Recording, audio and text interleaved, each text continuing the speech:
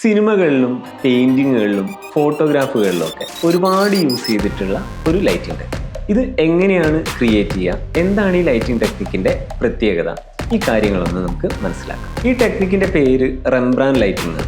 Dutch painter Rembrandt അദ്ദേഹത്തിന്റെ ഒരുപാട് വർക്കുകളിൽ use ചെയ്തൊരു ലൈറ്റിംഗ് ടെക്നിക്കാണ്.